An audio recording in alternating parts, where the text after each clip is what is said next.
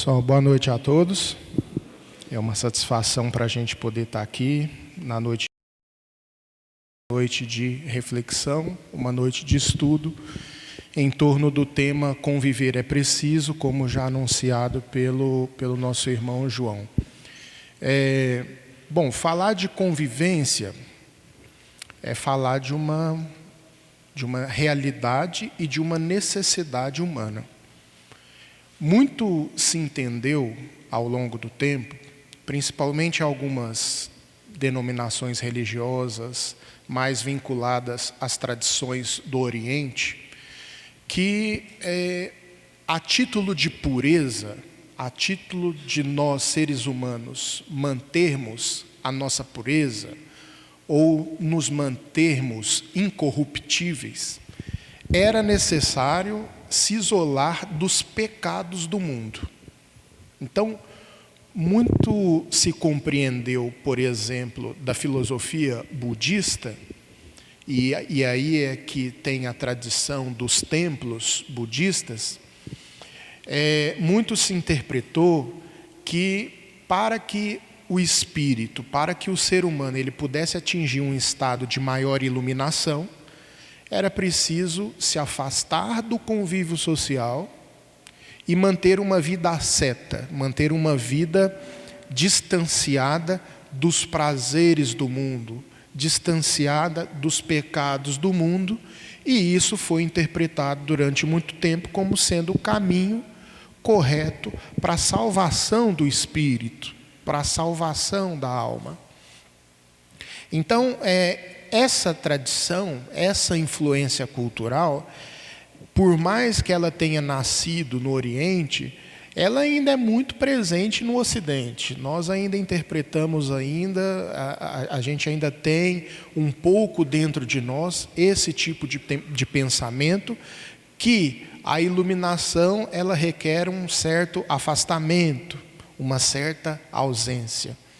Porém, o cristianismo ele propõe uma mudança de olhar. Ele propõe uma mudança de olhar. A experiência de Siddhartha Gautama, Buda, ela foi uma experiência de isolamento. Para quem já teve contato com as ideias budistas, a gente sabe que Buda, Siddhartha Gautama, foi um príncipe muito rico, nascido na Índia, em que ele, até determinada idade, ele tinha sido poupado de ver os sofrimentos do mundo. Ele vivia no seu palácio, cercado de riqueza, cercado de luxo e de muita abundância. Porém, certa feita, ele sai do palácio, ele sai daquele ambiente de convívio, já com uma certa idade, e ele tem contato com os sofrimentos do mundo. E como era um espírito muito elevado, sem dúvida nenhuma, um dos missionários da providência divina, ele se espanta com aquele sofrimento, porque ele vê fome, ele vê doença, ele vê miséria para tudo quanto é lado, ele vê enfermidade, né? Então ele fica chocado com aquilo e ele busca entender o porquê do sofrimento humano. E na experiência de Buda, para que ele pudesse buscar essa iluminação que lhe permitisse entender o porquê do sofrimento, para que ele pudesse também propor os caminhos para a superação do sofrimento, na experiência dele ele se isolou. Ele se isolou. E esse isolamento de Buda foi interpretado como sendo uma necessidade de todos os budistas de também se afastarem. Mas a gente tem que entender que Buda, depois que se iluminou, ele voltou ao convívio. Senão a gente não teria informações através dos seus discípulos de todo o conhecimento da doutrina budista que foi estruturada para nós. Por que eu estou falando isso? Eu estou falando isso porque o cristianismo ele propõe um caminho diferente para a iluminação. Porque diferente de Buda, Jesus, desde o primeiro momento em que ele se propôs ao seu apostolado, aos 30 anos de idade, ele não fugiu do convívio. Ele não fugiu do convívio e da interação com as pessoas. Aliás, Jesus, ele era cercado pelas multidões. Então Jesus ele teve um caminho diferente de Siddhartha Gautama, que para mostrar para todos nós que o caminho da nossa iluminação é através da convivência, onde nós vamos ter a oportunidade de nos desenvolvermos espiritualmente. Então, está vendo que foi uma proposta diferente? Agora, quando a gente fala do convívio como sendo uma necessidade evolutiva para o espírito, a gente não pode prescindir de que nós precisamos de determinadas pausas. Nós precisamos sim de determinados momentos de isolamento que vão funcionar para nós como uma espécie de reabastecimento. Então, a necessidade do convívio, ela não exclui momentos que nós precisamos dar uma pausa. O que o cristianismo propõe é que o isolamento do convívio, ele não pode ser uma regra. Ele não pode ser uma regra, mas nós podemos nos isolar do convívio para que a gente possa tomar contato conosco mesmo através da nossa solidão, para que a gente possa ter esses momentos de recapitulação, de reabastecimento. Então, todos nós precisamos desses momentos de isolamento. Porque se a nossa vida não nos permite esses momentos de isolamento, ou se nós mesmos não nos permitimos esses momentos de isolamento, logo vem a sobrecarga emocional, logo vem a sobrecarga mental, logo vem a sobrecarga até mesmo física, porque uma vai refletindo na outra. Então, claro que nós precisamos desse momento de autoencontro. A única coisa que a gente precisa pensar é que esse momento de autoencontro, ele não pode ser a regra, a gente não pode se afastar do mundo. Nós não podemos nos isolar numa redoma que nos impeça do convívio, que é o convívio engrandecedor. Por que o convívio ele é engrandecedor? Porque através da convivência é que é possível a revelação de conteúdos emocionais desconhecidos por nós. É através da convivência que nós vamos aprofundando no nosso mundo interior e percebendo determinadas movimentações emocionais, determinadas movimentações mentais, até então desconhecidas. Então a convivência ela é altamente reveladora de conteúdo.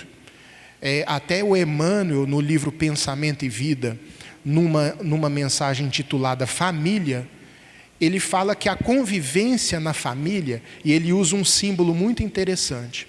Ele fala que a convivência na família é como se fosse um labirinto de espelhos. Um labirinto de espelhos. Conseguiram imaginar um labirinto de espelho? O que seria um labirinto de espelho? Você olha para frente e você vê atrás. Tanto é assim que quando você vai cortar o cabelo, geralmente o cabeleireiro não chega lá com um espelho atrás para você ver a parte de trás. Por quê? Porque ninguém tem olho na nuca, né? Ninguém tem olho na nuca, então ele precisa chegar num espelho para ver uma parte que se não fosse aquele espelho atrás, você não ia conseguir ver. Então por que a família é um labirinto de espelhos? Por que Emmanuel usa essa imagem? Porque é dentro da convivência mais estreita que representa a família, dentro da convivência mais estreita, que nós vamos ter a oportunidade de perceber em nós conteúdos emocionais, até que se não fosse aquela convivência mais estreita, seria desconhecido. Então quer dizer, a convivência, o autoconhecimento depende da convivência, né? Então assim, o outro, ele vai ativando em nós determinados elementos, ele vai estimulando que a gente possa colocar determinadas emoções para fora, que muitas vezes eram emoções que nós jamais imaginávamos que pudéssemos sentir. Então, o autoconhecimento, ele depende do convívio. E, segundo a pergunta 919 do Livro dos Espíritos, Allan Kardec pergunta para a espiritualidade o seguinte, muitos de vocês já devem conhecer essa pergunta. De que maneira o homem pode atingir a felicidade que seja possível para ele na Terra, resistindo aos arrastamentos do mal? E aí a resposta é, um sábio da antiguidade já vou-lo disse, conhece-te a ti mesmo. Então vamos analisar essa pergunta, né? Allan Kardec pergunta para a espiritualidade, qual é o caminho para a gente atingir a felicidade que seja possível na Terra, evitando os arrastamentos do mal. E aí a espiritualidade responde que o autoconhecimento é a chave para a gente poder ser feliz e para a gente evitar os arrastamentos do mal. O que seriam esses arrastamentos do mal? Esses arrastamentos do mal seriam as nossas más inclinações, que se nós não tivermos autoconhecimento a respeito delas, a gente acaba se entregando a determinadas situações que o autoconhecimento poderia proporcionar que a gente evitasse aquele tipo de situação. Pelo fato de nós não nos conhecermos, a gente se entrega a determinadas situações por falta de uma sondagem precisa desse mundo íntimo proporcionado pelo autoconhecimento. Eu vou dar um exemplo para vocês.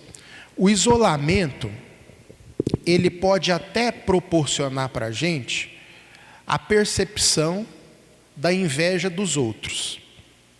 Mas é no convívio que nós vamos estimular a percepção em nós mesmos, a capacidade de sermos invejosos. Então, o isolamento, ele pode até te permitir observar o egoísmo, a mesquinharia dos outros, mas é através do convívio que muitas das vezes você vai ter a oportunidade de colocar para fora o seu egoísmo e a sua mesquinharia. Então, o isolamento, ele não proporciona para nós a oportunidade de colocar para fora determinados conteúdos que a gente precisa colocar a fim de que a gente possa nos conhecer. Por quê? Porque a reforma íntima depende disso. Como que eu vou me melhorar se eu não consigo identificar em mim o que eu preciso melhorar? E para que eu possa identificar em mim o que eu preciso melhorar, eu preciso do convívio. Eu preciso dos relacionamentos. Eu preciso da convivência. Tá? Então, essa convivência, a começar pela família, ela é de suma importância a fim de que a gente possa perceber em nós determinados conteúdos internos que precisam ser trabalhados. Por que a gente parte da família? Porque a família, ela é constituída por espíritos que eles se conhecem há mais tempo. Eles se conhecem há mais tempo. Eles se conhecem de longa data. Né? Então é por isso que muitas vezes determinadas situações que até cola fora de casa, dentro da família não cola. Porque aqueles espíritos muitas vezes, eles ainda não se convenceram da sua renovação interior. Entendem? Às vezes aqueles que estão na sua família são espíritos que conviveram com vocês, conosco, em outras oportunidades não tão iluminadas assim. Conviveram conosco em situações muito constrangedoras no passado. E aí reencarnam na mesma família para os devidos reajustes. E como o espírito no mundo espiritual, ele se propõe a uma nova vida antes de reencarnar, aqueles espíritos que muitas vezes nos observaram em outras situações constrangedoras, desagradáveis, vão olhar para nós e vão falar assim, opa, peraí, esse aí não é aquele que eu conheço. Porque algo no inconsciente do espírito que fotografou determinada personalidade, determinada conduta, ainda não se desfez da fotografia. Então é como se você tivesse tirado foto de alguém numa situação constrangedora. Hoje em dia todo mundo anda com celular, né? Então todo tipo de situação constrangedora na rua, briga, acidente, sempre tem alguém filmando, não é? Só que vocês sabiam que a gente também tem uma filmadora psíquica? Que toda imagem que o espírito registra, você acha que muitas vezes esqueceu, mas fica armazenado no inconsciente. Então, a memória nem sempre é uma memória objetiva. Memória objetiva é aquilo que está na minha cabeça e eu consigo lembrar. Agora, existe uma memória subjetiva. A memória subjetiva é o inconsciente. Não é porque está no inconsciente que está apagado, tá, gente? Não é porque está no inconsciente que está apagado. Então, muitas vezes, aqueles que estão ali dentro da mesma família, é aqueles que tiraram fotografias mentais da gente em outras situações e guardam aquilo no inconsciente. E aí você se propõe a uma vida melhor, através dos propósitos que você assumiu antes de reencarnar, e muitas vezes você tem mais dificuldade para convencer aqueles que convivem com você na família. Olha que curioso.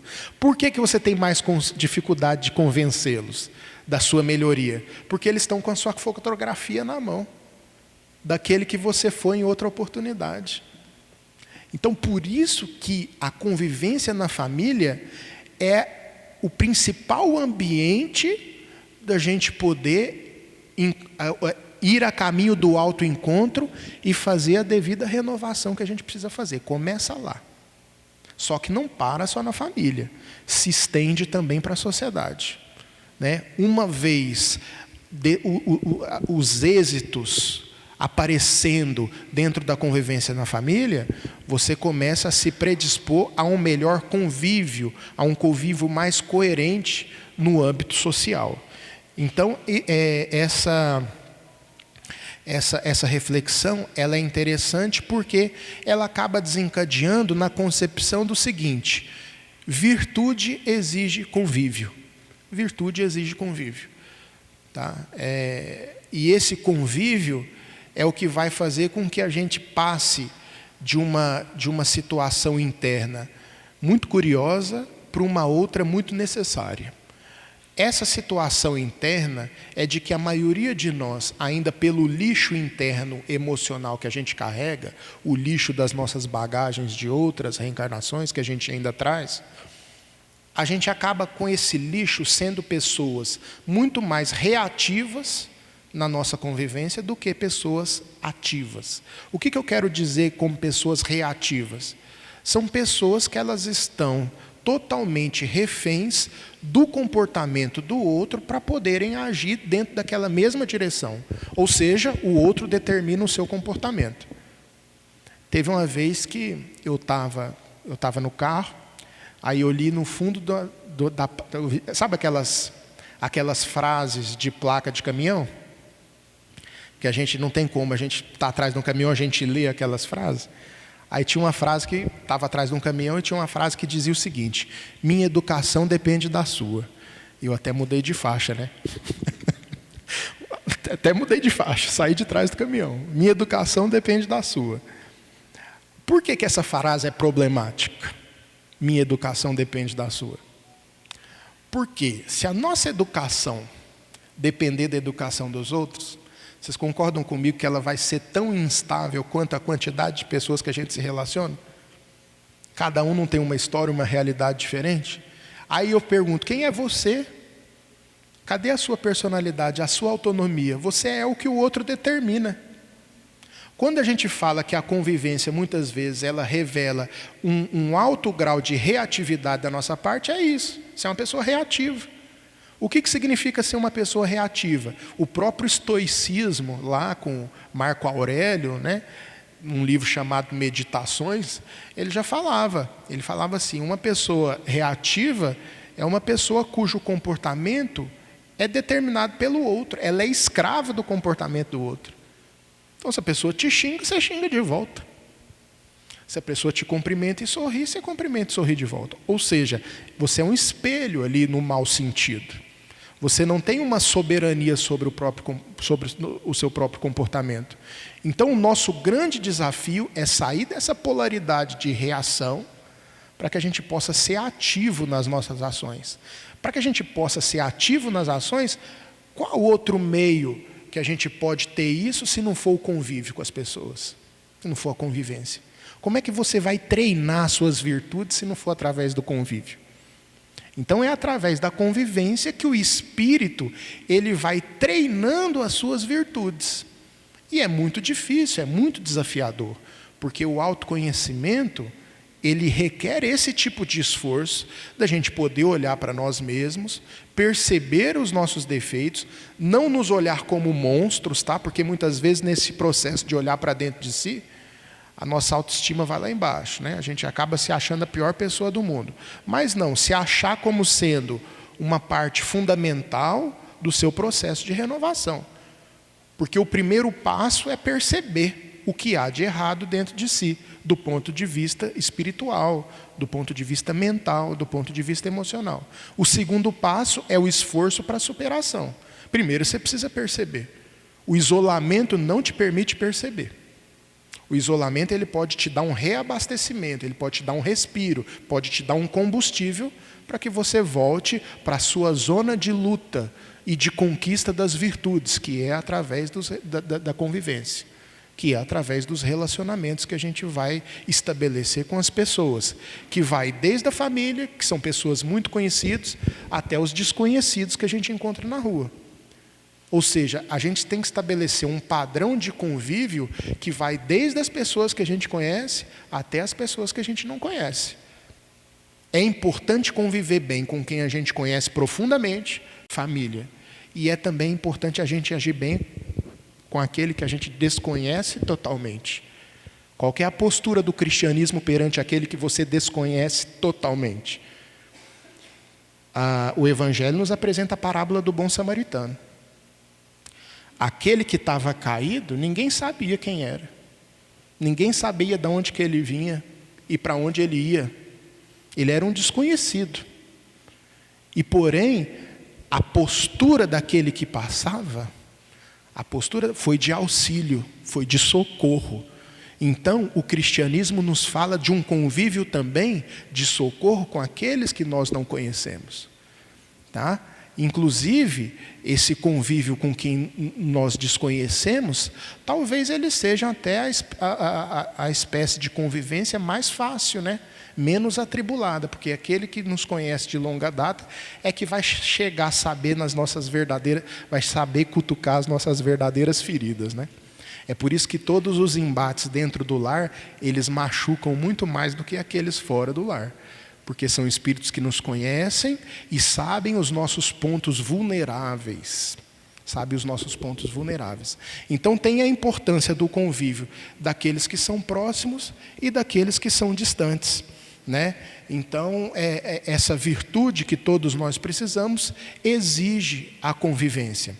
Tem uma frase que ela vem da filosofia materialista, da filosofia existencialista, de um pensador chamado Sartre. Vocês já devem ter ouvido falar dessa frase, que o inferno são os outros. Né? O inferno são os outros. Muita gente concorda, mas depende da perspectiva, depende do olhar. Vocês querem ver em que ponto que o Espiritismo contrasta com essa frase? Lá no capítulo 9 do Evangelho segundo o Espiritismo, bem-aventurados os brandos e pacíficos. A espiritualidade traz para nós uma mensagem de um espírito amigo da cidade de Havre, na França, em 1862. E aí coloca o seguinte, fala assim: a caridade que consiste na esmola é a mais fácil de todas elas. O que o espírito estava querendo dizer com isso? A caridade material. Existem duas formas de caridade. No Evangelho segundo o Espiritismo nos apresenta a caridade material, quando você pega alguém e leva para o hospital, quando você dá uma cesta básica, quando você dá um medicamento, você ajuda alguém que caiu, é tudo caridade material. Então ele fala que a caridade que consiste na esmola, naquilo que a gente dá materialmente para os outros, é a mais fácil de todas elas. Aí a pessoa pensa assim, poxa, essa caridade é a mais fácil? É a mais fácil. Porém, existe uma muito mais difícil e, consequentemente, mais meritória. Porque o mérito vem da dificuldade. Então, quanto mais dificuldade, mais mérito. Né? Então, existe uma caridade muito mais difícil e, consequentemente, mais meritória. Aí, olha o que a espiritualidade fala. Perdoar aqueles que Deus coloca em nosso caminho para serem instrumentos do nosso sofrimento. Instrumento do sofrimento, olha que pesado isso. E colocar a nossa paciência à prova. Ele está falando do quê? Caridade moral. Então tem a caridade material e tem a caridade moral. A gente perdoar aqueles que Deus coloca em nosso caminho para serem instrumentos do nosso sofrimento e colocar a nossa paciência à prova é um desafio muito grande. Porque geralmente a gente acha que é o diabo que colocou. E a própria espiritualidade fala: perdoar aqueles que Deus coloca em nosso caminho. Então a gente vai pensar assim, gente, como que Deus pode ter colocado uma criatura dessa no meu caminho? Não é essa a primeira coisa? Da onde que saiu esse ser? É o que a gente vai questionar no momento em que a gente está em um momento de atrito, a gente vai pensar isso. Mas o Evangelho segundo o Espiritismo fala o seguinte: foi Deus que colocou no seu caminho, para ser instrumento do seu sofrimento e colocar sua paciência à prova. Deus que colocou, não foi o diabo não. Não foi o obsessor, foi Deus que colocou no seu caminho. Sabe por quê? Porque imaginem, no mundo, se a gente convivesse somente com os nossos iguais, somente com a gente não sairia do lugar. Você só sobe uma escada porque um degrau é diferente do outro. É óbvio isso. Mas a gente precisa dizer por quê. A gente pensa que o crescimento espiritual, ele acontece só aqui no centro espírita, né? Em que todo mundo está falando mansinho. Inclusive eu, né? Eu estou falando mansinho aqui, todo mundo fala mansinho um com o outro. É meu irmão para cá, é meu irmão para lá, é pois não, por gentileza, sua vez, dentro de um centro espírita. Tá, o convívio aqui é engrandecedor dentro de um centro espírita? O convívio dentro de um centro espírita, num estudo, numa palestra pública, no passe, é engrandecedor? É engrandecedor, por um lado. Mas existe um certo tipo de conquista que a gente não obtém aqui. Não se obtém aqui. Porque se a gente vivesse a vida inteira dentro de um centro espírita, vamos supor que a nossa vida inteira fosse isso aqui, dentro de um centro espírita, não tivesse convívio nenhum, você ia desencarnar tendo crescido muito pouco. Olha que interessante. Você ia chegar lá no mundo espiritual, aí você vai falar, poxa, mas eu passei minha existência toda dentro de um centro espírita. Pois é, meu amigo, não tem vantagem nenhuma isso aí. Você passou a existência inteira convivendo com aqueles. A questão de ser reativo, né? Tratar bem quem te trata bem, ser pacífico num ambiente pacífico. Você não teve tempestade nenhuma na sua vida? Para que você está querendo exaltar seus méritos se não teve nenhuma dificuldade? A dificuldade é no convívio. A dificuldade é daqui das portas para fora. Então existe um crescimento que é aqui dentro, em que nós vamos nos reabastecer. Vamos entender isso aqui como um isolamento necessário, em que a gente vai se reabastecer. Mas o verdadeiro desafio está lá fora. Está lá fora. Está das portas do centro para fora. A gente mais vai desenvolver cristianismo lá para fora. Um dos grandes erros da história do cristianismo foi fazer essa dissociação.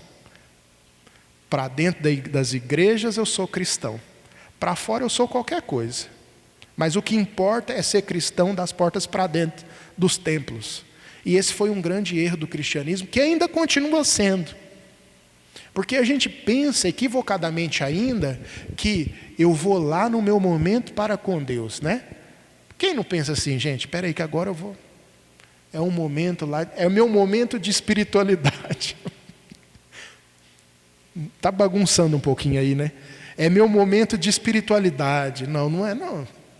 Seu momento de espiritualidade muitas vezes é muito mais lavando uma louça do que de um congresso espírita. Seu momento de espiritualidade é muito mais sofrendo para colocar um filho para dormir do que num congresso com Haroldo, com Rossando Klinge, com todos esses colaboradores do movimento espírita. Seu movimento de espiritualidade. Por isso que Emmanuel, gente, lá no livro Nosso Lar, tem uma frase, logo na primeira página, que às vezes a gente não dá atenção. Emmanuel coloca o seguinte: nos nossos campos de fé, olha que interessante, nós precisamos muito do espiritismo e do espiritualismo. Nós precisamos muito do espiritismo e do espiritualismo, mas nós precisamos muito mais de espiritualidade. Não sou eu que estou falando, hein, Emmanuel? Nós precisamos muito do espiritismo? Precisamos. Precisamos muito do espiritualismo? Precisamos. Mas nós precisamos muito mais de espiritualidade. E o que é espiritualidade? Espiritualidade é a vivência no dia a dia. A espiritualidade é um estado mental que a gente desenvolve aonde quer que a gente esteja. Espiritualidade é sintonia. Espiritualidade é manutenção de sintonia. Então, muitas das vezes, quando nós nos reabastecemos dentro de um núcleo religioso, com uma leitura, com uma música, com uma palestra, a gente se eleva, mas o grande desafio é manter a elevação. Espiritualidade é a manutenção da nossa elevação naqueles momentos em que a gente está engrandecido do ponto de vista espiritual. E não é fácil. Porque a gente sai daqui, aí você chega ali na esquina, passa um cara tocando uma música terrível, um som alto terrível, com uma música horrível, com uma letra horrível. Aí você já recebe aquele lixo, né, aquele lixo musical pelo seu ouvido. Aí sua vibração já abala um pouco. Aí você passa ali e alguém te xinga. Chega em casa uma bagunça. De repente você voltou para o mesmo padrão vibratório que você estava antes de entrar aqui. Está vendo como é difícil? É muito difícil a gente manter isso. Muito difícil. Mas é o grande desafio que todos os dias se apresenta para nós um grande convite para poder nutrir essa espiritualidade dentro de nós. Lá no Homem de Bem, no Evangelho segundo o Espiritismo, tem uma mensagem intitulada O Homem de Bem. E ele coloca o seguinte, que o homem de bem é aquele que estuda as próprias imperfeições. Para estudar as próprias imperfeições é preciso perceber, como nós falamos anteriormente. E ele trabalha todo dia e ele consegue dizer para si mesmo, a cada amanhecer, o que há nele de melhor do que na véspera. Ou seja, o homem de bem é aquele que estuda as imperfeições e a cada amanhecer ele consegue identificar em si o que há de melhor do que no dia anterior. Isso é o homem de bem. Está querendo dizer o que para nós? O homem de bem é reconhecido pelo esforço de ser a cada dia melhor. Manutenção da sintonia, manutenção da vigilância. Então, isso aí é muito importante para nós e o convívio vai nos proporcionar tudo isso. É claro, gente, que é importante a gente dizer que nós precisamos do convívio, mas isso também não representa que a gente deva buscar convivências conturbadas, tá? Quando a gente fala que a dificuldade nos nossos relacionamentos faz parte do processo de engrandecimento, isso não significa dizer que a nossa invigilância não possa nos permitir nos relacionar com pessoas que vão fazer com que a gente se comprometa do ponto de vista espiritual. Ou seja, a gente tem que aprender a lidar com a diferença, com os desafios do convívio, mas você não precisa sair caçando convivência conflituosa a título de crescimento espiritual.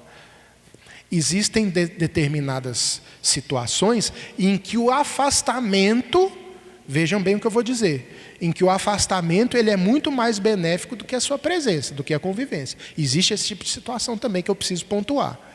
Porque senão eu vou ficar falando da importância do convívio aqui, e às vezes você vai achar que uma relação tóxica, que está te levando para o fundo do poço, você vai ter que aguentar ela até o final. Não.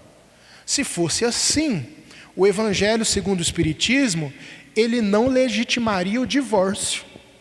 Porque dentro da religião, muitas vezes a gente fala assim, não separeis o que Deus juntou. Beleza, mas você tem certeza que foi Deus que juntou?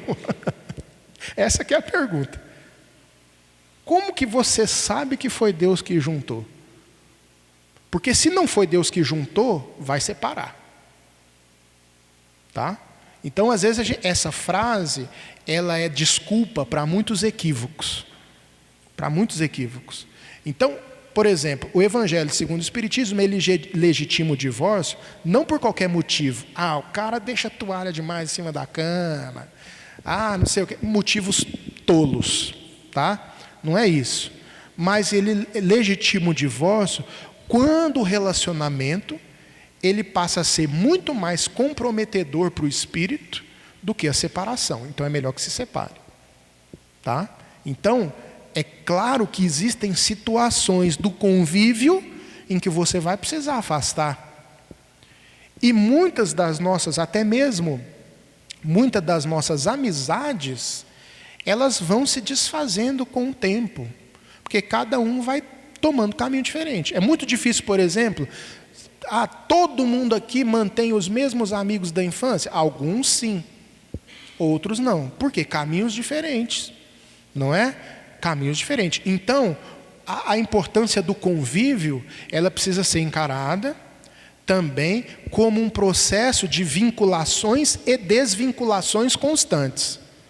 A gente precisa entender isso, porque o processo de crescimento espiritual, ele vai representar tanto processos de desvinculações afetivas, eu vou explicar isso direitinho para não ficar mal entendido, desvinculações afetivas e novas vinculações.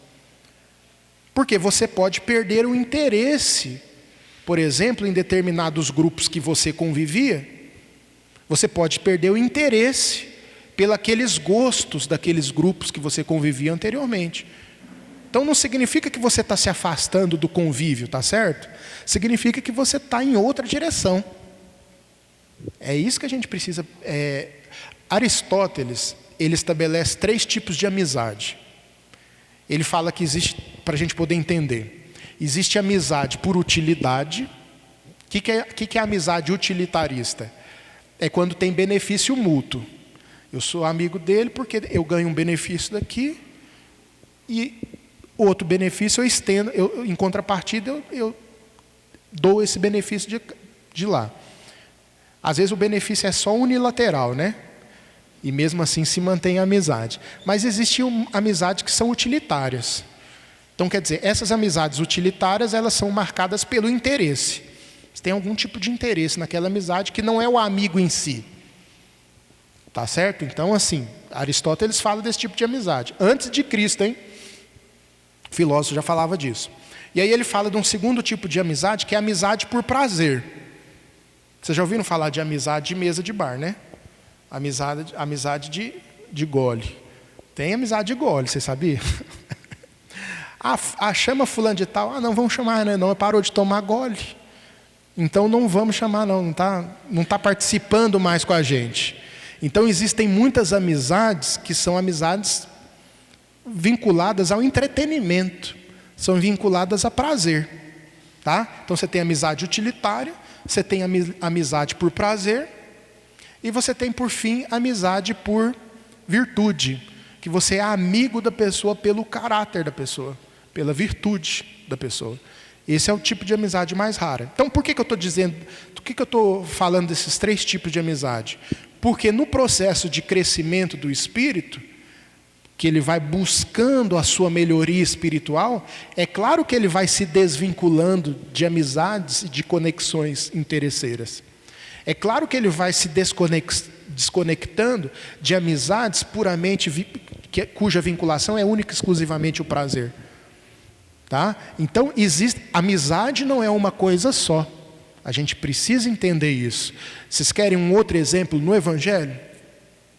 Jesus, no capítulo 2, versículo de 1 a 11 do Evangelho de João, está registrado as bodas de Caná. Vocês conhecem o episódio das bodas de Caná? Estava tendo uma festa, acabou o vinho. Aí Jesus foi lá, fez o milagre da transformação da água em vinho. Está lá no Evangelho. E aí Simão Pedro chega para Jesus e fala assim: poxa, mestre, que decepção.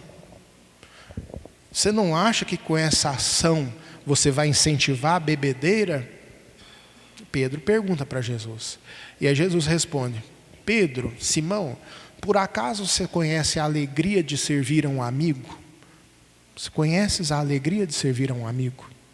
Tudo bem, aí ele está falando de amizade, não está? Aí beleza, tem uma outra passagem do Evangelho, eu não vou pormenorizar a interpretação dessa passagem, porque não é o nosso tema, porque a bodas de Canaã seria uma palestra à parte, então eu não vou me deter aqui, só para exemplificar. Em uma outra passagem do Evangelho de Mateus, capítulo 27, versículos 11 a 14, é a passagem de Jesus perante Pilatos. E aí Jesus perante Pilatos diz assim: aonde que estão os teus amigos? Você não é rei dos judeus? Aonde que estão os seus amigos que não estão aqui no momento máximo do julgamento do Cristo? Aonde estão os seus amigos que não estão aqui para te salvar, para interceder por você. E aí aquela frase de Jesus: meu reino não é desse mundo, né? Essa famosa frase do Cristo. Porque se o meu reino fosse desse mundo, os meus amigos não deixariam que eu fosse entregue. Isso bugou minha cabeça. Por quê? Porque lá nas bodas de Canaã, ele fala assim: Pedro, você conhece a alegria de servir um amigo? E aí lá diante de Pilatos, ele fala o seguinte: eu não tenho amigo nenhum, porque se eu tivesse amigo, eles não deixariam que eu fosse entregue. E aí, como é que fica essa interpretação de Cristo? Parece contraditório para vocês? Primeiro ele fala que tem amigo, a alegria de servir é um amigo. E depois ele fala: se eu tivesse, se meu reino fosse desse mundo, os meus amigos não deixariam que eu fosse entregue. E aí, como é que fica a interpretação disso? Né? São problemas que só uma mente muito chata como a minha para investigar, né? Mas aí eu percebendo que dentro de a amizade não é uma coisa só. Foi aquilo que eu falei anteriormente: a amizade não é uma coisa só. Quando Jesus fala da amizade de servir a um amigo, ele está falando de um tipo de amizade que é uma amizade virtuosa, em que a gente se quer o bem dos outros, sem nenhuma contrapartida.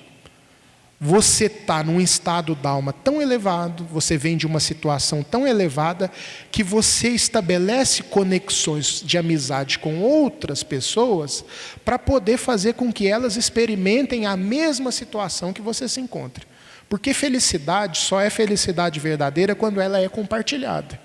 Então esse é um tipo de felicidade. Quando Jesus vira para Pedro e fala: conheces a alegria de servir a um amigo?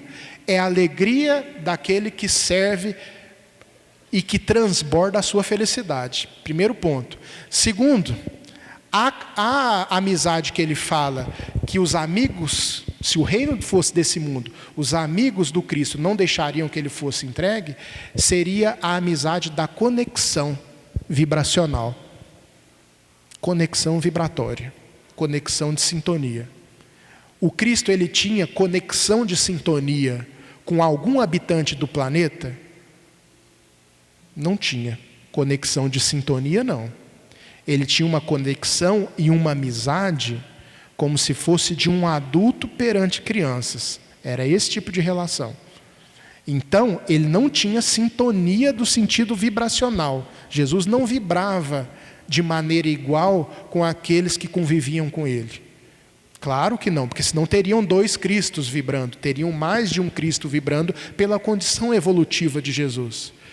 Então, quando Jesus ele fala que os meus amigos não deixariam que fosse entregue, era uma amizade de correspondência vibratória, de uma região espiritual, de espíritos puros, diferente dos espíritos da nossa categoria, ainda vinculados ao orbe. Então existem duas formas de manifestação da amizade, se a gente for interpretar dessa forma, tá?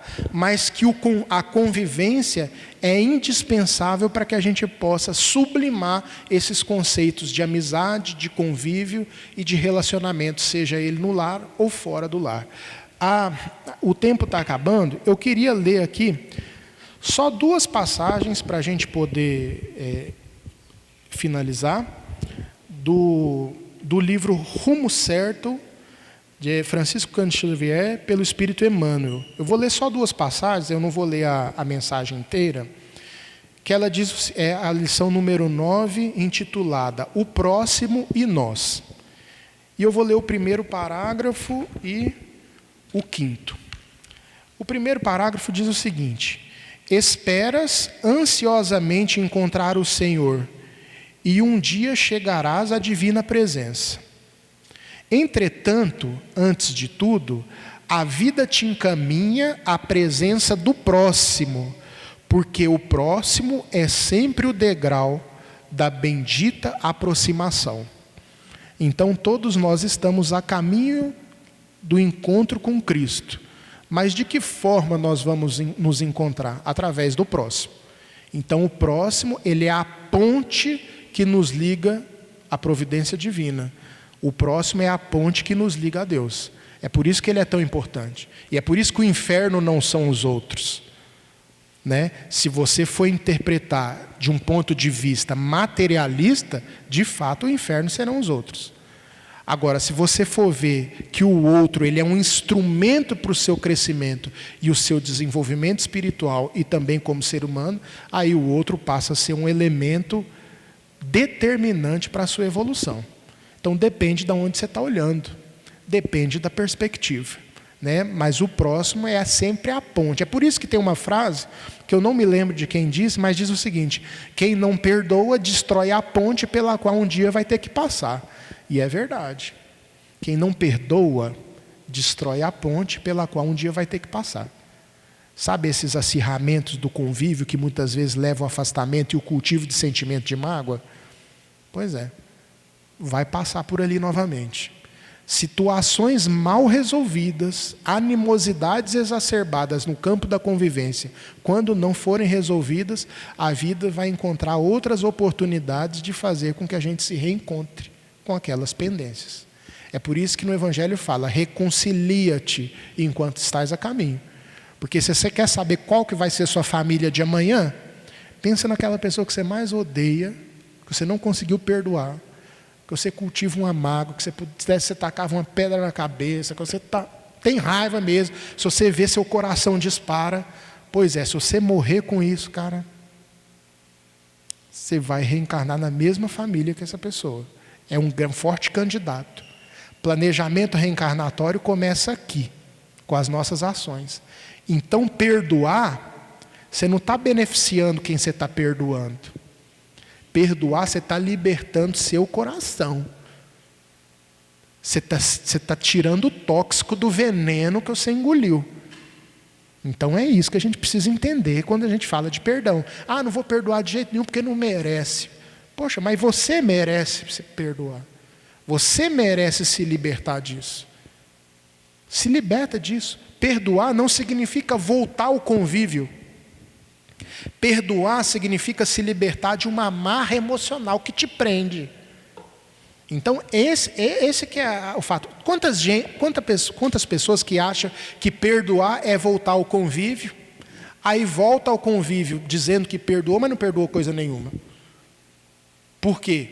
Porque nas oportunidades que tem aqui, aquela mágoa fica voltando toda à tona. Você não perdoou, vai me desculpar. Você está com aquela mágoa carregada, você só voltou a conviver porque acha que perdoou, mas não perdoou, a mágoa está aí. Então não é porque você se afastou que você não perdoou. E não é porque você se aproximou que você perdoou. Tá? Então a gente precisa entender esse mecanismo para que a gente possa ir desintoxicando os nossos corações através da convivência sadia, lembrando sempre que o outro vai ser sempre a ponte que nos liga a Deus. E só para a gente poder encerrar, numa outra parte, ele encerra da seguinte forma: em suma, o próximo é sempre o inspetor da vida que nos examina a posição da alma nos assuntos da vida eterna. Vou repetir. Em suma, o próximo é sempre um inspetor da vida que nos examina a posição da alma nos assuntos da vida eterna. Então é através do convívio, da convivência, é o próximo que vai te revelar a sua verdadeira posição evolutiva. A sua verdadeira posição evolutiva. Eu falo que existem duas situações que a gente pode ver o patamar evolutivo como se tivesse uma espécie de medidômetro da nossa condição evolutiva. Como é que faz para aferir a pressão? Coloca um aparelho no seu braço e aí a maquininha te dá lá a sua pressão arterial, não é? Podia ter um aparelhinho desse para medir a nossa condição evolutiva em números, né? Que tipo de espírito eu sou? Pim-pim inferior, pim-pim mediano, pim-pim superior. Mas eu vou dar para vocês uma maquininha, para a gente fazer um exercício desse, para você medir a sua condição evolutiva. Primeiro, a sua condição evolutiva, ela é medida através daquelas pessoas que convivem contigo no círculo mais estreito. Ali dá para medir mais ou menos a sua condição evolutiva. Outro lugar mais certeiro da gente medir a nossa condição evolutiva é a gente examinar o que a gente pensa e o que a gente sente, que ninguém tem acesso, só você. Só eu tenho acesso. Ou vocês estão conseguindo acessar o que eu estou pensando? Não estão. Aí vai que tem um médium aqui que está, né? Dá até medo, né? Porque tem, dependendo do grau de mediunidade, aí até pega. Mas, às vezes, o que vai determinar a nossa verdadeira posição evolutiva é o que se passa dentro, que ninguém tem acesso. Então, analisa o conteúdo daquilo que você pensa, do momento em que você acorda ao momento que você vai dormir. O que mais visita os seus pensamentos? O que mais ocupa a sua vida mental? Ninguém tem acesso. A pessoa pode estar do seu lado, te achando maior gente boa, e você está cheio de segundas intenções perante aquela pessoa, porque ela não tem acesso ao seu pensamento. O que vai determinar a sua posição evolutiva é aquilo da pessoa, é o que você carrega dentro? É o que você carrega dentro. Então, é por isso que a espiritualidade, principalmente através das obras de André Luiz, fala o seguinte: renova o pensamento. Busca conectá-los a fontes de natureza superior. Leitura, música, conversa, buscando desenvolver atitudes essenciais na nossa vida. Quantas de nós só colocamos música, se você for parar para pensar, a sua consciência já sabe que deveria evitar aquele tipo de conteúdo cultural que você está consumindo. Às vezes você está jogando lixo para dentro. Só você sabe o que você tem como entretenimento, em termos de filme, em termos de música, em termos de conversas com as pessoas. Quando a gente passa horas jogando conversa fora, falando mal da vida dos outros, vocês acham que isso vai ajudar a gente a desintoxicar o pensamento? Não vai, isso aí vai reforçar o lixo mental que a gente vai, só nós conosco mesmo, vamos ter acesso nos nossos momentos de isolamento. Então, vamos pensar nisso, vamos aproveitar a convivência como sendo um recurso de aproximação com a nossa consciência maior, né? Eu espero que a lição tenha sido bem esclarecida. Que Jesus nos abençoe, muita paz e até a próxima. Obrigado, gente.